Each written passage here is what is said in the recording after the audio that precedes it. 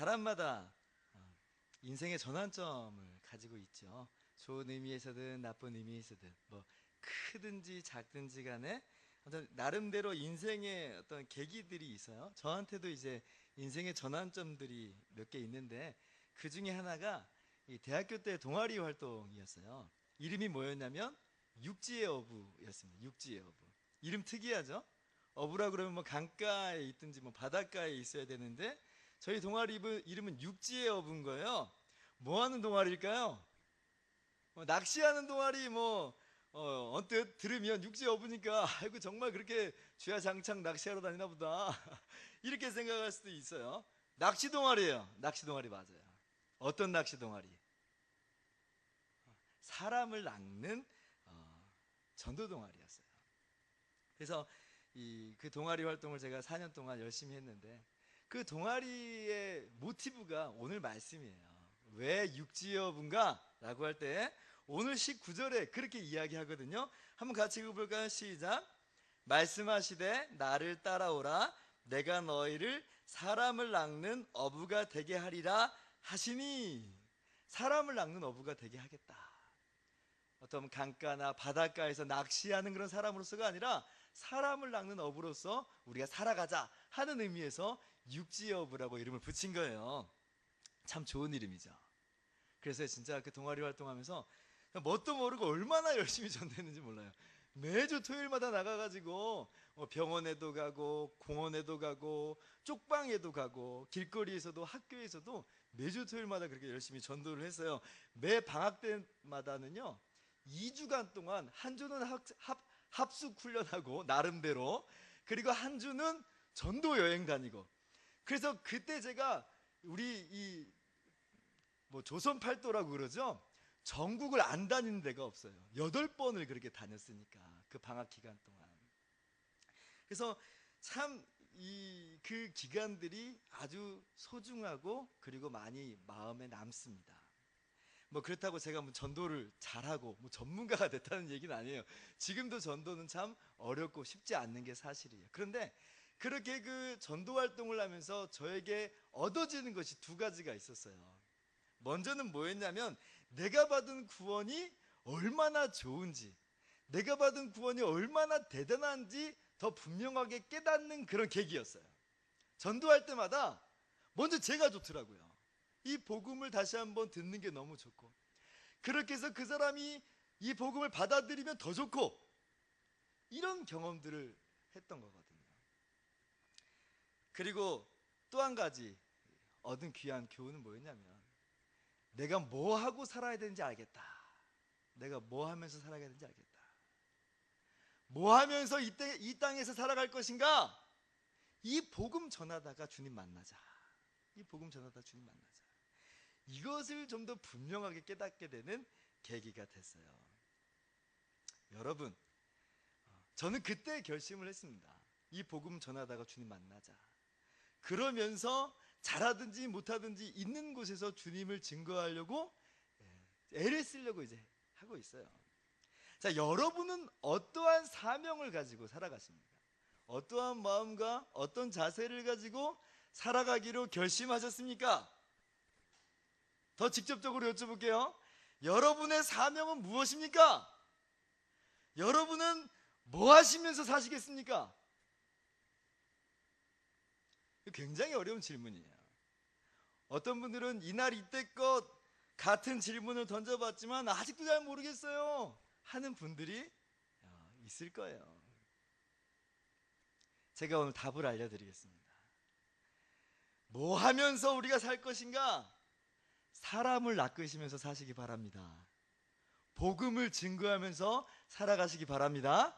오늘 주님께서 제자들에게 말씀하시는 바가 바로 그거예요. 주님께서 제자들에게요, 그들이 되기를 원하는 이미지가 있었어요. 그게 뭐냐면 사람을 낚는 어부예요. 그것이 주님의 목표예요. 제자들이 바라봐야 되는 방향인 거죠. 사람을 낚는 어부가 되게 하리라. 사도 바울도 디모데에게 이렇게 이야기합니다. 디모데후서 4장 2절 보니까 너는 말씀을 전파하라. 때를 얻든지 못 얻든지 항상 힘쓰라. 범사에 오래 참음과 가르침으로 경책하며 경계하며 권하라. 때를 얻든지 못 얻든지 항상 말씀 전파하기를 힘쓰래요. 5절에 다시 한번 이야기합니다. 너는 모든 일에 신중하며 고난을 받으며 전도자의 일을 하며 내 직무를 다하라. 오늘 말씀이 우리에게 주는 첫 번째 교훈은 바로 이거예요. 뭐 하면서 살 것인가?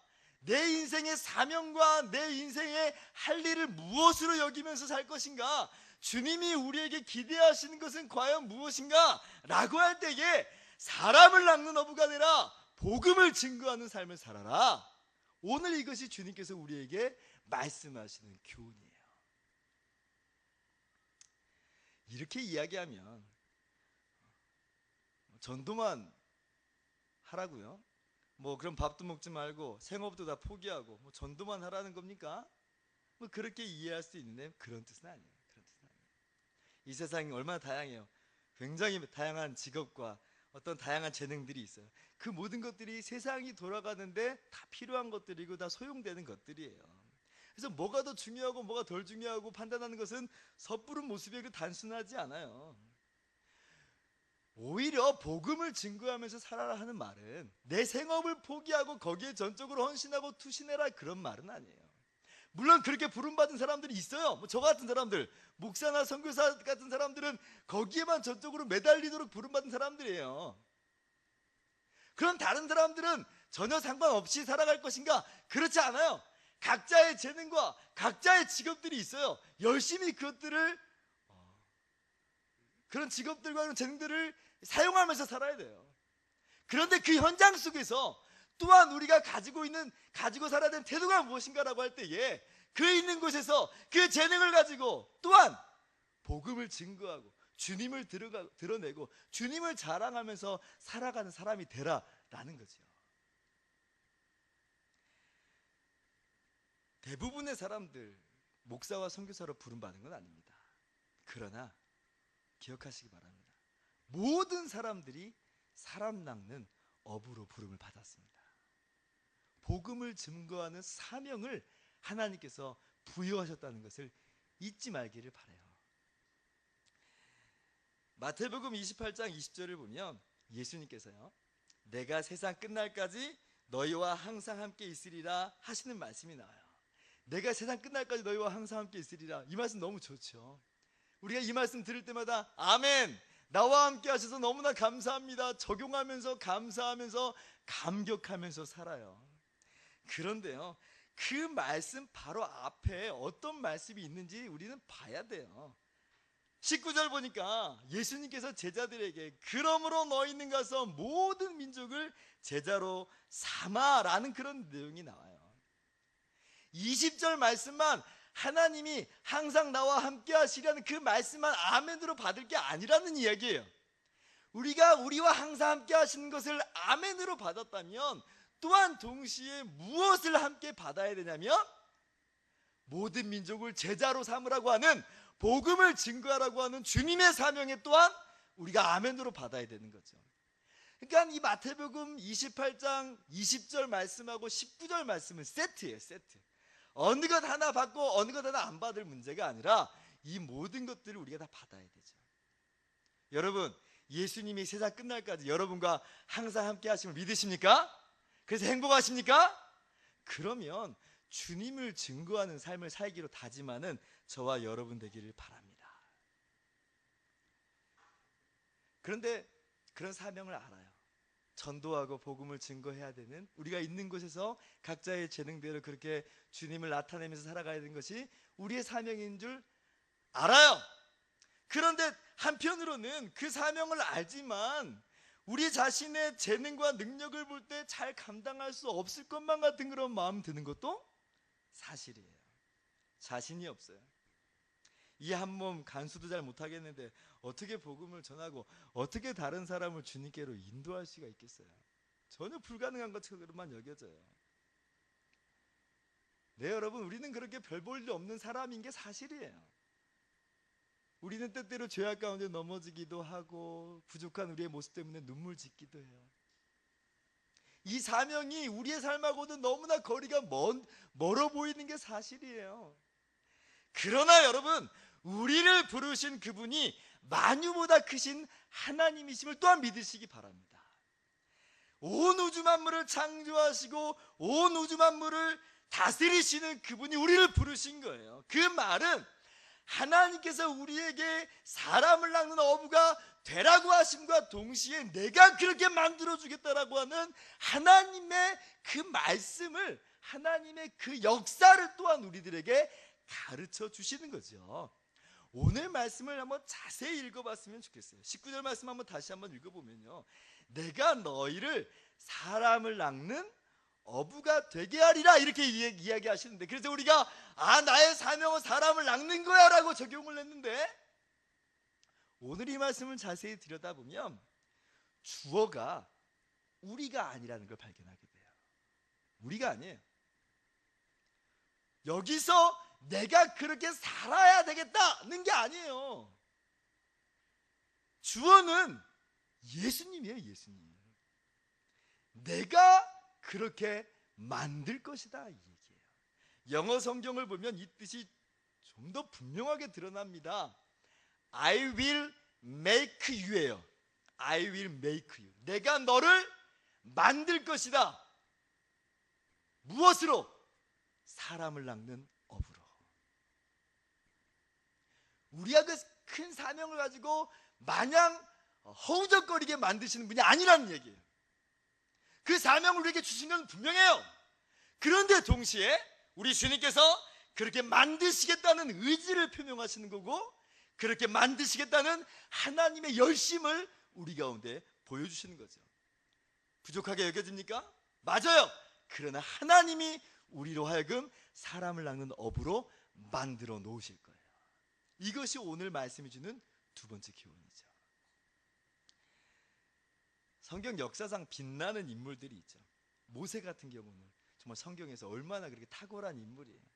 60만 명이나 되는 이스라엘 민족을 당시 세계 최대 강대국인 애굽에서 구출해내잖아요. 이스라엘 민족은 애굽에서 종살이하던 민족이에요. 뭐 그렇다고 그들에게 칼이 있었다든지 창이 있었다든지 어떤 능력이 있지도 않았어요.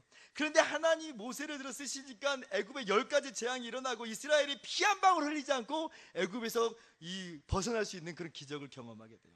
모세가 한 위대한 업적이죠. 그런데요, 우리는 하나님께서 모세를 부르실 때 그 장면을 좀 들여다봐야 돼요. 출애굽기 3장 10절을 보니까 하나님께서 모세에게 이렇게 말씀하세요. 이제 내가 너를 바로에게 보내어 너에게 내 백성 이스라엘 자손을 애굽에서 인도하여 내게 하리라 말씀하세요. 여기서도 주어가 누구예요? 하나님이에요. 하나님. 하나님께서 너를 보내겠다, 모세를 보내겠다 말씀하세요. 그래서 모세로 하여금 이스라엘의 구원자로 하시겠다는 거예요. 그랬더니 모세가 뭐라고 대답해요? 이게 믿어지지가 않아요. 왜? 자기 나이는 80이나 되는 노인이에요. 가진 것도 없고 세력도 없고 배경도 없어요. 능력도 없어요. 불가능하게만 보여요. 그래서 모세가 뭐라고 말하냐면 11절 말씀에 한번 같이 읽어볼까요? 시작. 모세가 하나님께 아뢰되 내가 누구이기에 바로에게 가며 이스라엘 자손을 애굽에서 인도하여 내리까, 이렇게 이야기해요. 나는 못하겠다는 거예요. 아니, 하고 싶어도 할 수가 없다는 거예요. 내가 누구간데 그런 일을 할 수 있겠냐는 거죠. 이 모세 이야기가 딱 사람을 낳는 어부가 되게 하겠다고 그 사명을 들은 우리들의 마음하고 똑같아요. 그때 드는 감정 그대로예요. 내가 어떻게 이 사명을 감당할 수 있을까? 내가 누구간데 그런 일을 할 수 있겠습니까? 모세가 그렇게 이야기하면서 4번씩이나 못 간다고 이야기해요. 그런데 하나님 보세요. 기어코 모세를 들어 쓰시잖아요. 기어코 모세로 하여금 이스라엘을 구출해내게 하시잖아요. 모세가 위대해서, 모세가 대단해서 그런 일을 한 건가요? 그렇지 않다는 거죠. 하나님의 사명을 감당하는 건 그 사람이 탁월하고 그 사람이 대단하기 때문에 그 일을 할 수 있게 된 것이 아니에요. 하나님이 함께 하시고 하나님이 그렇게 만들어 놓으시겠다고 하니까 그렇게 돼버리는 거예요. 기드온을 부르실 때도 마찬가지예요. 이스라엘 백성이 미디안 자손에게 고통당할 때 하나님께서 기드온에게 찾아가셔서 기드온을 이스라엘의 구원자로 세우십니다. 그럴 때 기드온도 똑같이 이야기해요. 나는 가장 작은 자입니다. 내가 어떻게 그런 일을 할 수 있겠습니까? 그때 하나님께서 기드온에게 말씀하시죠. 내가 반드시 너와 함께 하리니 내가 미디안 사람 치기를 한 사람 치듯 하리라. 그러니까 기드온이 미디안을 오히려 물리치고 이스라엘의 구원자로 우뚝 서게 되는 거예요. 여러분, 우리가 사람 낚는 어부라는 사명을 가졌어요. 그러나 그것은 우리의 힘으로 하는 게 아니에요. 하나님께서 그렇게 하시고자 하는 거죠. 하나님이 우리와 함께 하심을 믿으십니까? 하나님께서 우리를 그렇게 만들어 놓으실 겁니다. 우리의 연약함과 부족함에도 불구하고 역사하시는 하나님을 바라보면서 사람을 낚는 어부의 사명을 능히 감당할 수 있는 저와 여러분 되기를 바랍니다. 그렇다면 지금 이 시간 우리가 해야 될 것은 무엇일까요? 우리가 해야 될 건 하나예요. 뭐냐면 그저 그물을 버려두고 예수님을 따라가는 거죠. 20절 말씀입니다. 같이 읽어봅니다. 시작. 그들이 곧 그물을 버려두고 예수를 따르니라. 평생 그물질했던 사람들입니다. 그물질 하는 것으로 호구지책 삼았던 사람들이에요. 그런데 그 사람들이 그물을 버려두고 따라가요. 이거는 뭐 자기 생업을 다 포기했다는 의미이기도 하지만 우리의 상황으로 둔다면 이 말이에요. 내가 더 이상 먹고 사는 문제로만 내 인생의 전부를 두지 않겠다. 난 주님을 따르고 주님의 말씀에 순종하며 주님을 사랑하며 사는 삶을 살겠다 하는 거죠. 근본적으로 예수님을 닮아가겠노라고 그렇게 자리를 박차고 일어나는 거예요. 일어나는 거예요. 그것이 나의 인생의 핵심이라는 거죠. 이것이 바로 제자의 삶입니다. 이것이 오늘 본문이 주는 세 번째 교훈이에요. 우리는 주님을 따르면 됩니다. 제자로서 우리가 살아가면 되는 거예요. 그러면 주님께서 우리를 만져가시는 것을 경험할 수 있을 거예요. 그런 말미암아 우리가 하나님 맡기신 위대한 사명을 감당할 수 있게 되는 것을 우리가 목격하게 될 거거든요. 우리는 구원받았다고 그러면 하나님의 자녀가 된 것만 생각하기 쉬워요. 맞아요. 우리가 전에는 하나님과 원수된 죄인이었지만 예수님의 십자가의 구속으로 말미암아 우리가 구원받아 하나님의 자녀가 된 것은 분명한 사실이에요. 그리고 자녀임으로 영광의 기업을 우리가 유업으로 받을 것은 너무나도 확실한 사실이에요. 그러나 우리가 동시에 기억해야 될 것이 있는데, 우리는 자녀로서 구원을 받기도 했지만 또한 동시에 제자로서 부르심을 받았다는 것을 우리는 기억을 해야 돼요. 다시 말하면 우리는 하나님의 자녀임과 동시에 그리스도의 제자가 된 거예요. 하나님의 자녀로서는 완성된 거지만 그리스도의 제자로서는 이제 출발하는 거예요. 그 부르심을 따라 한 걸음 한 걸음 나아가야 되는 우리의 삶이 요구되는 거죠. 그래서 주님께서 마태복음 16장 24절에 이렇게 이야기합니다. 이에 예수께서 이르시되 누구든지 나를 따라오려거든 자기를 부인하고 자기 십자가를 지고 나를 따를 것이니라. 그래야지만 구원받는다는 얘기가 아니에요. 우리는 하나님의 자녀가 되었어요. 그러나 동시에 그리스도의 제자로 부름 받았다는 거예요. 그러므로 날마다 자기를 부인하고 자기 십자가를 지고 주님을 따르는 삶을 살 것을 주님이 요청하고 있는 거죠. 오늘 베드로와 동료들이 그물을 버려두고 주님을 따릅니다. 그와 같이 주님을 따르는 제자의 삶을 살아가는 저와 여러분이 되기를 바랍니다. 그러면 이 베드로나 다른 제자들은 참 위대한 결단을 했다. 위대한 결단 맞아요. 위대한 결단 맞아요. 그러나 그것이 또 그들 안에서 그들의 능력으로 일어난 결단은 아니에요. 오늘 이 말씀 단순하게 기록되어 있는데 누가복음 5장을 보면 조금 더 자세하게 기록되어 있어요. 거기 보면요, 베드로가 밤새 그물질을 했는데 고기를 한 마리도 못 잡아요. 사실 베드로가 전에는 예수님을 한번 만났거든요. 예수님 메시아라는 이야기도 들었어요. 그런데 여전히 그물질하고 있는 거예요. 예수님 만나자마자 따랐던 게 아니에요. 여전히 그물질하는 어부에 불과했어요. 그런데 그날 한 마리도 못 잡은 거예요. 한 마리도. 그리고 나서 이제 아침이 돼가지고 한 마리도 못 잡았으니까 그물을 씻고 있었는데, 그때 예수님께서 무리들과 함께 나타나세요. 그리고 베드로에 올라 앉으셔서 무리에게 말씀을 증거하셔요. 그리고 나서 말씀을 마치신 다음에 베드로에게 뭐라고 말씀하시냐면, 깊은 데로 가서 그물을 던지라, 이렇게 말씀하세요. 아니, 지금 베드로는 이 고기 잡는 거에 일가견 있는 사람이에요. 갈릴리 바다에서 잔뼈가 굵은 사람이라고요. 밤새도록 그물질했는데 안 잡혔어요. 고기가요, 갈릴리 바다에서는 밤에 고기가 더 잘 잡힌다고 그래요. 깊은 데가 아니고 얕은 곳에 적당한 수심에서 이 물고기가 많이 잡힌대요. 그런데 지금 잘 알지도 못하는 것 같은 예수님이 깊은 데로 가서 그물을 던지라는 이야기를 하셔요. 그런데 베드로 마음 가운데 예수님 말씀을 들으니까 아마 마음에 감동이 좀 있었던 것처럼 보여요. 그래서 예수님에게 말씀하죠. 내가 주님의 말씀에 의지해서 내가 한번 해보겠습니다, 그렇게 얘기해요. 그래가지고 정말 깊은 데로 가서 그물을 내렸더니 고기가 엄청나게 잡혀요. 그물이 찢어질 정도로 고기를 많이 잡습니다. 그때 베드로 안에 변화가 일어났어요. 주여, 나는 죄인이로소이다. 베드로가 마냥 그래 한번 내가 주님을 따라야지 라고 따랐던 게 아니고요, 그 마음 가운데 영적인 변화가 있었던 거예요. 주님이 그 영적인 변화를 일으켜 주시니까 베드로가 모든 것을 버려두고 주님을 따라가는 거지요. 마냥 베드로가 위대한 결심과 결단을 한 것만은 아니라는 이야기예요. 우리도 마찬가지예요. 우리가 주님을 따를 수 있는 이유는 무엇인가? 라고 할 때에 무엇으로 우리가 주님을 따라요?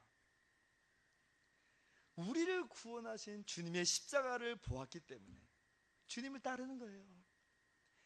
사흘 만에 부활하신 주님의 영광을 보았기 때문에 주님을 따르는 거예요. 베드로와 같은 결심 저와 여러분도 할 수 있다는 이야기입니다. 베드로가 위대한 결심과 결단을 한 것만 아니에요. 우리 모두도 그 은혜를 받았기 때문에, 그 영적인 축복을 알고 있기 때문에 주님을 따를 수 있게 된 것입니다. 여러분, 오늘 여러분의 그물을 내려놓으시기 바랍니다. 평생 그것으로 호구지책 삼고 그것으로 인생의 중심 삼았던 그물을 내려놓으시기 바랍니다. 그리고 구원의 주님 바라보면서 제자의 삶을 살겠노라고 주님을 따라가는 저와 여러분 되기를 바랍니다. 바로 그 사람을 주님께서 사람 낚는 어부로 만드시고, 그리고 마침내는 우리가 그런 놀라운 일을 하게 될 줄을 믿습니다. 말씀을 마치도록 하겠습니다. 예수님께서 한가 별 볼 일 없는 갈릴리 어부들을 제자로 삼으셨습니다. 왜 갈릴리 어부들일까? 별 볼 일 없는 사람들이니까 세우신 거예요. 하나님이 우리를 제자로 삼으셨어요. 그리고 제자들에게 주신 것처럼 우리들에게도 사람을 낚는 어부로서의 사명을 주셨고, 그리고 마침내는 주님께서 제자들을 그렇게 만들어 놓으신 것과 같이 우리를 그렇게 위대한 일을 할 수 있는 하나님의 사람으로 만들어 내실 것입니다. 그러므로 여러분, 우리가 걸어가야 될 첫걸음은 무엇이겠습니까? 제자들이 그랬던 것처럼 주님을 따르는 거예요. 주님을 따르는 거예요. 그래서 여기 모여있는 우리 예수님에게 모든 성도님들은 정말 예수님을 열심히 따라가는 제자의 삶을 살았으면 좋겠어요. 예수님을 사랑하고 예수님을 닮아가는 삶을 살기를 소망합니다. 최고는 아닐지라도 정말 그렇게 최선을 다하면서 주님의 제자로서의 삶을 살아가려고 아둥바둥할 수 있는 저와 여러분 되기를 바라요. 하나님 그 모습을 기뻐 받으시거든요. 축구 선수 중에 차두리 선수라는 사람이 있습니다. 아마 여러분들 한두 번은 들어보셨을 거예요. 이 차두리 선수가 올해 국가대표에서도 은퇴하고요, 올 연말에는 이제 현역에서도 은퇴를 선언했어요. 근데 이 차두리 선수가 한 은퇴 기자회견 내용이 참 감동이 되더라고요. 이 사람이 이제 국가대표 은퇴식을 할 때에 아버지가 차범근 선수거든요. 차범근 선수가 운동장으로 들어가지고 꽃다발을 전해줄 때 한참을 껴안고 울었어요. 근데 그때 차두리 선수가 그래요. 기자회견 할 때 이야기하는 거예요. 왜 그렇게 울었냐면 항상 아버지를 보면서 아버지를 닮고 싶었대요. 그리고 아버지를 뛰어넘는 훌륭한 축구 선수가 되고 싶었대요. 그런데 그 벽이 너무 높더라는 거예요. 아무리 열심히 해도 차범근 선수의 벽을 뛰어넘을 수는 없겠다는 거예요. 자기가 자기를 볼 때 실패한 인생 같더라 합니다. 근데 이제 은퇴식에서 아버지가 꽃다발을 들고 나오니까 감정이 복받친 거죠. 그러면서 어떤 감정이 들었나요? 복합적인 감정이 들었지만 큰 짐을 내려놓은 것 같은 느낌이 들었대요. 그러면서 아버지를 부둥켜 안고 엄청 울었다는 거예요.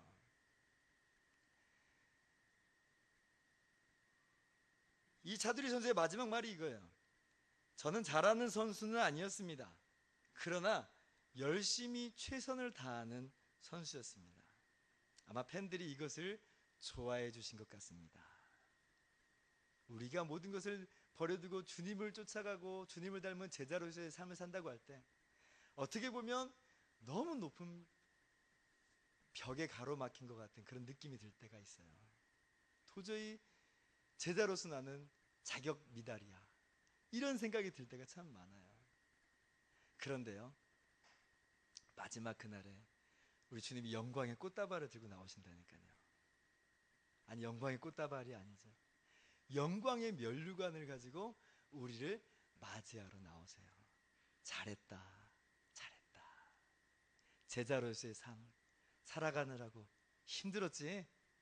잘했다, 착하고 충성된 종아. 그렇게 우리를 맞이하고 기뻐해 주실 겁니다. 여러분, 제자로서의 삶, 모든 것을 버려두고 주님을 따르는 삶 쉽진 않지만 그 끝에는 영광의 면류관이 있음을 기억하면서 오늘도 힘써 최선을 다해서 주님을 닮아가고 주님을 사랑하는 삶을 살기를 원합니다. 그럴 때 주님이 여러분을 만져주시고 놀라운 사명도 이루게 하실 것을 믿으시기 바랍니다. 기도하겠습니다.